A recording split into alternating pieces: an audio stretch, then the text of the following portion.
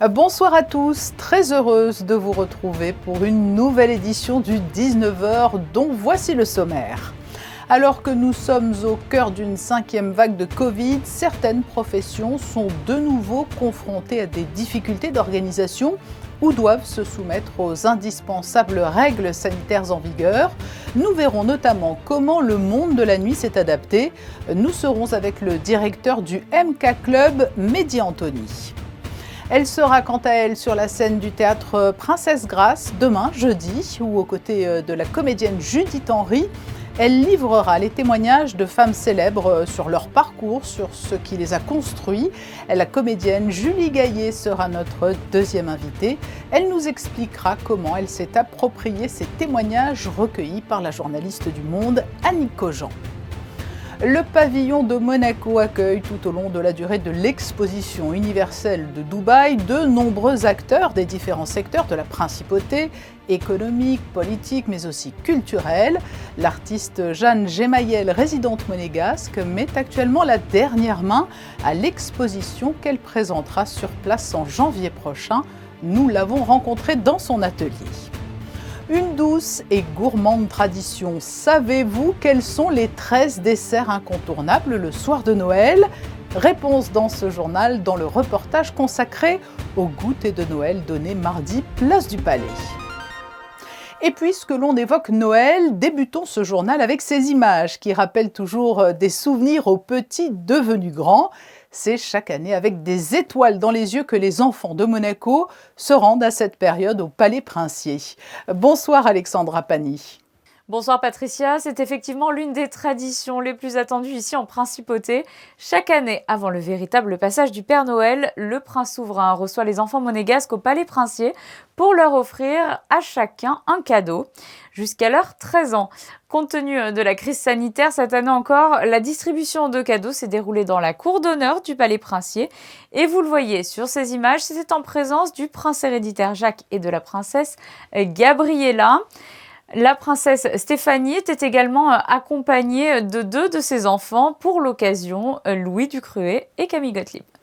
Attention, notez-le, à l'approche des vacances notamment, l'Italie a modifié la réglementation pour entrer sur son territoire.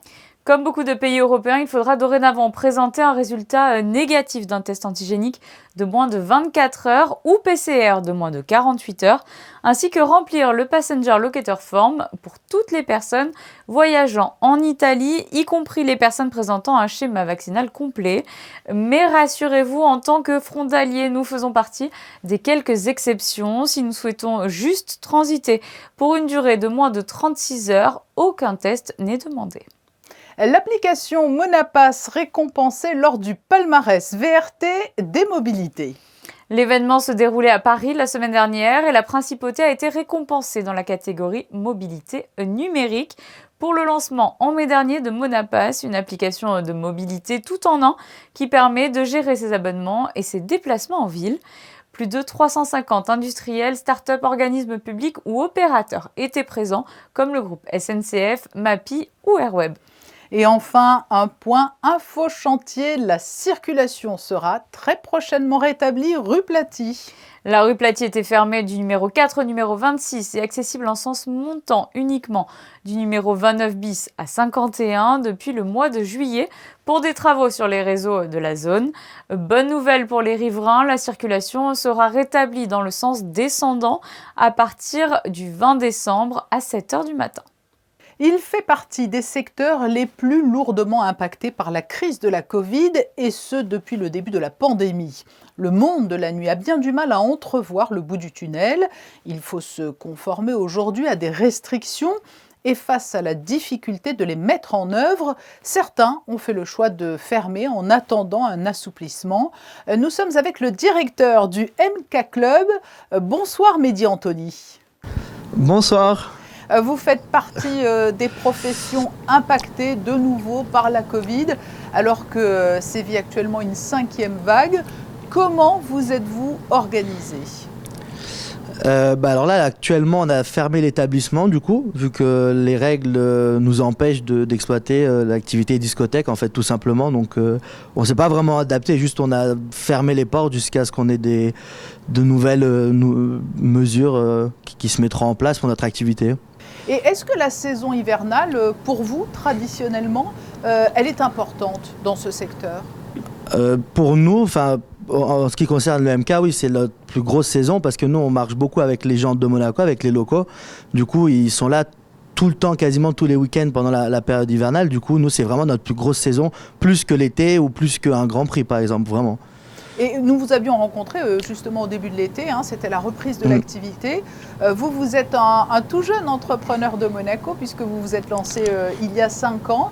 Est-ce que l'été 2021 vous a permis de limiter la casse, comme on dit familièrement ? En toute franchise, limiter la casse financièrement, non. On ne peut pas dire ça parce qu'on a eu énormément de contraintes. On a pu rouvrir, mais avec des vraies contraintes. Mais après, au niveau de la clientèle, c'était bien de retrouver les clients, de retrouver l'activité. Ça redonnait même le moral. Nous, ça nous redonnait des perspectives d'aller plus loin, de reprendre des projets qui étaient un peu en stand-by vu les 16 mois de fermeture. Donc non, ça nous a permis quand même de revoir un peu le bout du tunnel de cette période qui commence à être longue. Et est-ce que les aides de l'État et le modèle monégasque plus généralement vous ont été précieux pour vous aider à traverser la crise ? Alors la première période des 17 mois, oui, heureusement qu'on était à Monaco, heureusement qu'il y avait le gouvernement, ça c'était, je pense que c'était un peu quasiment unique au monde, je pense avec même la France au niveau des aides, ça c'était vraiment un cadre privilégié qu'on a eu pendant cette crise. Mais c'est une activité qui permet, lorsque l'ouverture est autorisée, de maintenir tout de même les gestes barrières ? Les gens, ils sont assez habitués. C'est-à-dire que même nous, au niveau du staff, là, pendant les 5 mois, le masque, au début, c'était très contraignant parce qu'il y a la chaleur, les gens, ils discutent avec la musique, on n'entend pas. Donc, c'était un peu compliqué, mais à force, l'équipe s'est vraiment bien adaptée. Donc, toutes ces règles comme ça, le gel hydroalcoolique dans les toilettes, à l'entrée, montrer le pass sanitaire, de faire les tests, ou alors de se vacciner. Je pense que tout le monde a compris l'enjeu, que c'était important de le faire et tout le monde a vraiment bien suivi ça. Et la preuve, là, les 5 derniers mois, on a réussi à s'en sortir vraiment bien à ce niveau-là, qu'on n'a pas eu d'avertissement, on n'a pas eu de fermeture administrative, on a vraiment bien su jouer le jeu. On va absolument faire au mieux pour pouvoir rester le plus longtemps dans cette dynamique, quoi. Et comment entrevoyez-vous l'avenir avec espoir malgré tout ? Oui, il faut, parce que si on commence dès maintenant à se dire on abandonne tout, on fait rien. Mais ça, que ce soit dans tous les domaines ou à n'importe quel âge ou dans n'importe quelle situation. Après, c'est vrai que ça commence à être de plus en plus compliqué, mais voilà, nous on croit toujours, peut-être c'est le fait qu'on soit encore jeune, on voit toujours plus loin, on pense toujours qu'il y a toujours des possibilités quelque part et on prend le mal en patience et ce sera toujours mieux après. Si c'est très compliqué, c'est-à-dire que ce sera mieux après. Et voilà. C'est la résilience. Merci Mehdi Anthony pour votre témoignage, vous dont l'activité est particulièrement touchée par la crise et ce depuis de longs mois. Merci à vous. Les 12 et 13 janvier prochains, le Grimaldi Forum va organiser au sein du pavillon de Monaco à Dubaï une exposition des œuvres de l'artiste installé en principauté depuis une trentaine d'années, Jeanne Gemayel. Le pavillon monégasque à l'exposition universelle a en effet pour vocation de faire mieux connaître les spécificités de la principauté, mais aussi les visages et les talents qui la composent. Avant son grand départ pour les Émirats arabes unis, Fabien Bonilla et Alexandra Marangoni ont rencontré Jeanne Gemayel. Installée en principauté depuis 30 ans, l'artiste Jeanne Gemayel sera représentée dans un peu moins d'un mois au sein du pavillon de Monaco. Après plusieurs expositions dans la galerie Ribolzi en 2015, c'est à présent aux Émirats arabes unis que cette artiste canadienne présentera le fruit de son travail lors d'une exposition universelle, ce qui est synonyme d'une grosse fréquentation du public. Ah oui, c'est très important. Ça, c'est un début de quelque chose. Je pense que c'est merveilleux.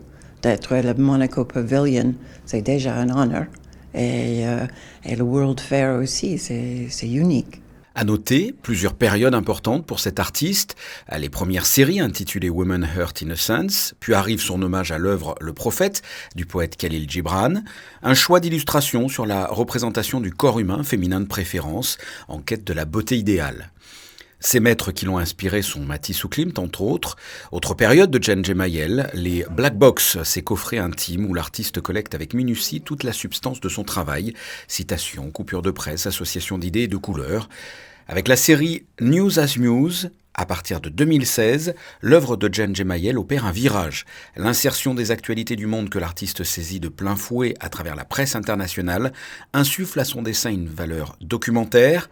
Ce qui était célébration poétique et spirituelle dans l'œuvre Le Prophète devient douleur et condamnation dans sa série News as Muse. La première chose, c'était juillet 2016, avec la Totin à Nice. Je refais le journal et après, c'était tellement triste que je fais tout en doré. Et je commençais avec cette tristesse et après, je commençais avec le New York Times. 25 œuvres de Jan Gemayel seront exposées au sein du pavillon de Monaco à l'exposition universelle de Dubaï, où un espace sera transformé en galerie d'art les 12 et 13 janvier prochains. S'exprimer à travers l'art, certains le font donc avec des pinceaux, d'autres en musique, et puis il y a ceux qui jouent face à une caméra ou au théâtre. C'est le cas de Julie Gaillet. La comédienne sera sur la scène du théâtre Princesse Grace jeudi soir pour présenter le spectacle « Je ne serais pas arrivée là si ». Un recueil de témoignages de femmes célèbres qui ont fait l'objet d'un livre écrit par la journaliste Annick Cogent. Julie Gaillet est notre invitée. Bonsoir. Bonsoir. Vous serez sur la scène du théâtre Princesse Grace jeudi pour délivrer ces témoignages marquants recueillis par Annick Cogent. Ce n'est pas un exercice de théâtre tout à fait comme les autres. Comment l'avez-vous appréhendé ? Oula, alors moi j'ai fait beaucoup de cinéma et ça faisait très longtemps que je n'avais pas joué au théâtre. J'avais repris le théâtre sur une scène avec des camarades et on jouait des scènes où, comme on pourrait dire, il y avait un peu le quatrième mur. Même si on sait que le public est là, on est vraiment face au public, ils sont légèrement éclairés et on leur parle. C'est vraiment une transmission, c'est pas une lecture puisqu'on devient un peu ces personnages de femmes très forts et ça donne un trac fou parce qu'on est vraiment avec le public. C'est un échange ensemble. Judith Henry qui est à vos côtés signe elle la mise en scène. C'est un duo qui a trouvé ses marques tout de suite, ça colle entre vous, hein, on sent beaucoup de tendresse. Oui, la sororité, comme dirait Gisèle Halimi, qui ouvre le spectacle, et donc c'est Judith qui d'ailleurs l'incarne. On se passe le micro puisqu'on est chacune à notre tour Annick Cogent, la journaliste qui pose des questions, et puis chacune l'interviewée. Moi, j'adore Judith. Je pourrais faire le tour du monde. J'espère qu'il y aura pas mal de jeunes. En tout cas, c'est vrai que pour les lycéens, ça fait beaucoup d'écho. C'est assez fort. Donc, n'hésitez pas à venir avec des jeunes autour de vous. On discute souvent après le spectacle. Il y a beaucoup d'échanges. Dans cette période où la question de la place des femmes est souvent utilisée par certains pour nous opposer, là c'est un spectacle où on sent cette sororité ou cette vraie amitié entre Judith et moi. Oui, parce que pour résumer le propos, il y a donc les témoignages de plusieurs figures féminines autour de questions qui portent sur la façon dont elles se sont construites. Quels sont le témoignage qui vous a le plus touché, le plus ému ? Je dirais la première que j'incarne, qui est Amélie Nothomb, qui n'est pas donc féministe, mais qui a eu un parcours effectivement. Il n'y a pas cette idée seulement de femme puissante, parce que je ne serais pas arrivée là où elles sont, donc effectivement reconnues dans leur métier, mais elles sont passées par des moments difficiles et comment elles ont rebondi. Donc, en fait, au contraire, on se sent très proche d'elles et on se dit « Ah, elles aussi ont vécu ça, elles ont vécu ça. » Et je dois dire que je ne connaissais pas bien Amélie Nothomb et elle m'a bouleversée. Alors, ce qu'il faut préciser, c'est qu'il a fallu faire des choix par rapport au livre d'Annick Cogent. On ne trouve là que 6 grands témoignages. Elles sont toutes très différentes. Mais au final, le fil rouge, c'est peut-être ce qui relie tous ces témoignages, ou pas du tout, vous me le direz, mais c'est bien évidemment le fait qu'il s'agisse de femmes. C'est un dénominateur commun, qui les a desservies ou non ? Absolument. On peut, on est sans cesse quand même, malgré tout, quand on est femme, renvoyer à notre genre, à cette conditions-là et on le perçoit réellement dans le spectacle. C'est vraiment frappant. Leur rapport à leur mère aussi, plus ou moins dur, mais il y a ce lien-là, évidemment. Voilà, comment elles nous ont ouvert les portes ou pas. Un mot sur Annick Cogent. C'est vrai qu'elle est présentée comme une journaliste qui a beaucoup d'empathie. C'est un formidable reporter. Et c'est certainement sa personnalité qui a favorisé ces rencontres et ces témoignages. Ah oui, complètement. Elle est formidable. Elle arrive à faire dire à certaines qui ne parlent pas forcément facilement se livrer. Et donc, on découvre complètement ces femmes. Moi, il y avait des choses, vraiment, je ne savais pas beaucoup de choses. Et c'est la force d'Annick. Annick, elle a cette écoute. Elle fait parfois des interviews de 5 heures et elle arrive à les résumer avec une écriture merveilleuse. Je sais que tout le monde repart en disant « Ah, nous, on va acheter le livre tout de suite », puisqu'en plus, il est sorti en poche. Mais il y a 33 portraits, je crois, dans le livre. Donc, oui, il a fallu faire des choix. Vous vous attendez certainement à cette question, Julie Gaillet. Si je vous demandais à vous ce qui a aiguillé votre vie, que me répondriez-vous ? Je ne serais pas arrivée là si, en tout cas, dans les grands moments de ma vie, c'est vrai que moi, je viens du chant lyrique et que j'avais une passion pour la calasse et que je voulais plus jouer. Et puis, un jour, en voulant chanter, interpréter plus, j'ai pleuré et je me suis rendu compte qu'on ne pouvait pas chanter et pleurer. On peut jouer et pleurer, mais pas chanter et pleurer. Et j'ai choisi le jeu. Et voilà, donc aujourd'hui, j'écoute beaucoup de musique, mais je ne chante plus. Merci beaucoup, Julie Gaillet, d'avoir accepté notre invitation. Rendez-vous est pris jeudi soir sur la scène du théâtre Princesse Grace pour ce spectacle. Je ne serais pas arrivée là si, avec Judith Henry. Merci beaucoup, merci infiniment. Nous retrouvons Alexandra Pani pour le deuxième point info de ce journal et le résultat d'une étincelante vente de bijoux. Et qui a remporté un franc succès, Patricia. 78% des lots ont été adjugés. C'était l'hôtel des ventes de Monte-Carlo qui a organisé ces 2 sessions de bijoux dimanche et lundi dernier. Des bijoux anciens, des pièces signées, mais aussi des gemmes rares. Le point d'orgue de cette vacation a été le diamant 13 carats 01 de couleur D de la maison Graff, une pièce imposante qui s'est envolée pour 800 000 €. Un voyage dans le Grand Nord à travers l'œil du photographe Olivier Henrigaud. Un voyage photographique qui retrace plusieurs années d'expédition à travers la Norvège, la Finlande, l'Islande et le Spitzberg. Un témoignage sur la fragilité de cette région et l'urgence à agir contre les changements climatiques. Mardi soir, des sportifs engagés pour la protection de l'environnement ont visité l'exposition. Les fonds récoltés lors de cette soirée permettront de financer la prochaine expédition Arctic Impact au Spitzberg prévu pour 2023. L'exposition est à découvrir jusqu'au 25 février à l'espace 22, boulevard des Moulins. Les vacances approchent à grands pas et pour occuper vos enfants, une idée, montez sur les planches. Oui, cela se passera au Théâtre des Muses du 20 au 24 décembre. Audrey Larosin initiera les enfants au théâtre durant 5 jours par demi-journée pour les 6-8 ans de 10h à 12h15 et les 9-13 ans de 14h à 16h15. Dépêchez-vous de réserver votre place. Nous recevions hier le réalisateur Rémi Masseglia à quelques heures de la projection de son documentaire en présence du prince Albert II et de ses enfants, le prince héréditaire Jacques et la princesse Gabriella. Naïs au pays des loups, c'est un joli conte de fin d'année que cette histoire vécue par un papa et sa fille d'1 an, 2 années au cœur du parc du Mercantour. Rémi Masseglia a souhaité partager dans ce documentaire son expérience entre voyage initiatique et éducation à la nature. La petite Naïs a pu vivre de véritables rencontres magiques, notamment celle du loup. Le film était projeté mardi soir en avant-première avec des invités de prestige, comme vous l'avez précisé, Patricia. C'est une énigme qui fait toujours beaucoup réfléchir. Sauriez-vous énumérer les 13 desserts que l'on sert le soir du réveillon de Noël ? Un goûter des traditions était organisé mardi au Castel Rock, place du Palais, à l'initiative des créateurs du parcours des crèches. Et l'esprit de Noël était bien là, comme ont pu le constater Fabien Bonilla, Sandrine Nègre et Serge Prémont. Les traditions ne sont pas oubliées, bien au contraire, sur le Rocher, elles sont même perpétuées. Plusieurs chants de Noël chargés d'espoir ont été interprétés par ces petits écoliers et plusieurs membres de l'orchestre des Carabiniers du Prince, en présence justement du souverain. On ne pas les films pour enfants.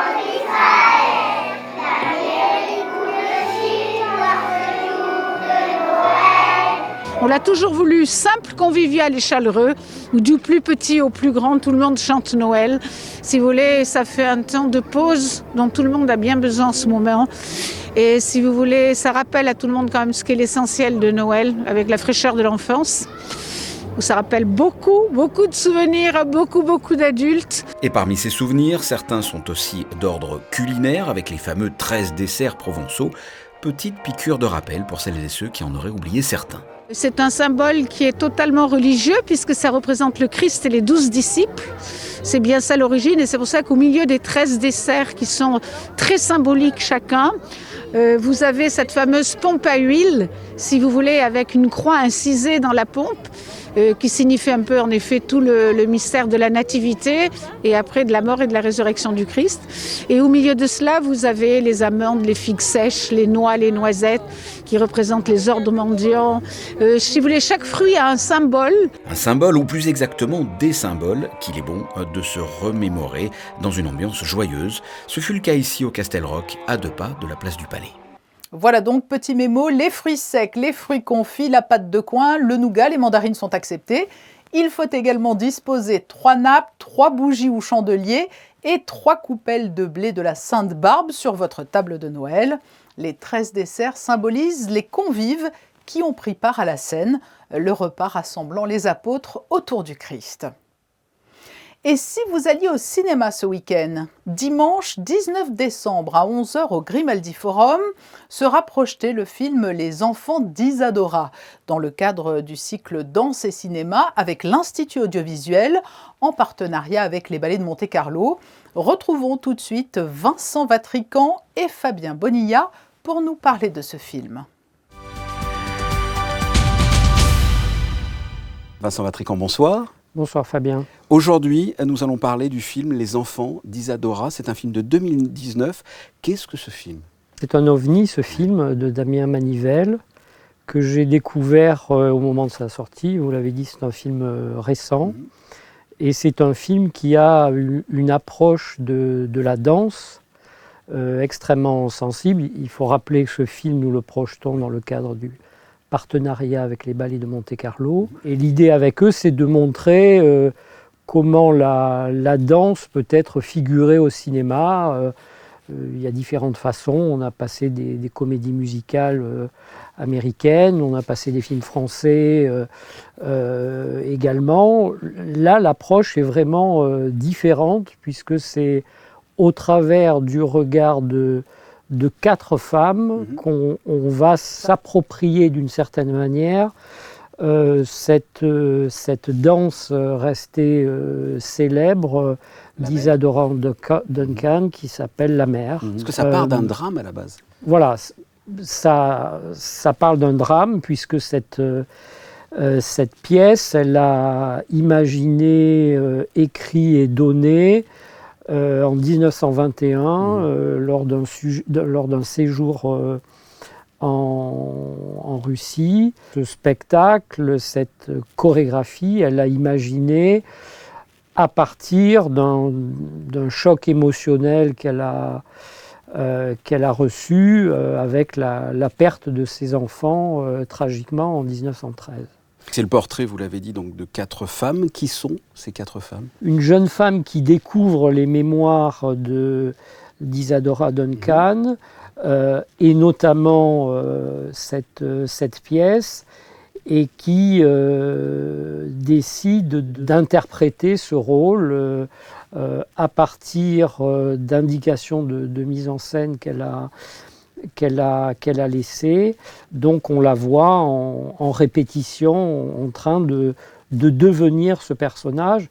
Il faut savoir aussi que aucune image et aucune photo ne sont restées de ce spectacle, ce qui fait que cette chorégraphie a été transmise d'une génération à l'autre par justement l'interprétation ou la réinterprétation par différents danseurs, chorégraphes. Le deuxième tableau, c'est celui d'une chorégraphe qui fait le choix de donner à interpréter ce rôle à une actrice non professionnelle qui est trisomique. Et on la voit aussi surmonter ce handicap jusqu'à donner quelque chose de tout à fait exceptionnel. Et la représentation, la première du spectacle, qui est en fait vue par une spectatrice, une femme âgée, qui est le quatrième personnage féminin, dont on va vite comprendre que ce spectacle l'a bouleversée et qui, rentrant chez elle, va être comme par mimétisme d'un seul coup animée jusqu'à reproduire certains gestes qu'elle a vus durant le spectacle. Bah écoutez, justement, allons voir les enfants d'Isadora. Merci Vincent. Merci Fabien. Et je réalise que depuis la mort de mes enfants, ces mains ont été marquées à jamais par la tristesse. Comme j'aurais aimé que cet horrible accident fût transformé en beauté. Passons aux prévisions météo pour la journée de demain jeudi. Que va nous réserver cette deuxième partie de semaine, Alexandra ? Pas d'inquiétude Patricia, on poursuit la semaine toujours en compagnie d'un large soleil. La journée de jeudi sera claire et les températures stationnaires, toujours 14 degrés d'annoncés.